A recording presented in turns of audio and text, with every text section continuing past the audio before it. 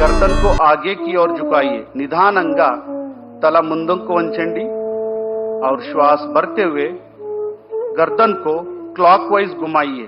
श्वास తీసుకుంటూ తలాని క్లాక్వైజ్ తిప్పండి. श्वास వదలుతూ తలాని కిందకి తీసుకురండి. श्वास छोड़ते हुए गर्दन को नीचे लेके आइए. एक और बार इसका अभ्यास करेंगे. पूरा ध्यान गर्दन पे. మరొకసారి అభ్యాసం చేద్దాం.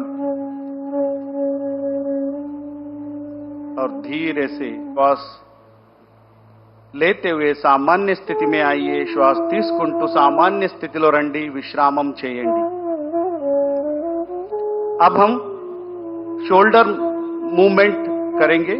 शोल्डर मूवमेंट प्रैक्टिस చేద్దాం. श्वास తీసుకుంటూ చేతులను పైకి తీసుకువెళ్ళండి. सांस लेते हुए दोनों हाथों को ऊपर लेके जा. श्वास छोड़ते हुए हाथों के नीचे. श्वास వదలుతూ చేతులను సామాన్య స్థితిలో తీసుకురండి. విశ్రామం చేయండి. अब हम स्कंद चक्र क्रिया आसन का अभ्यास करेंगे.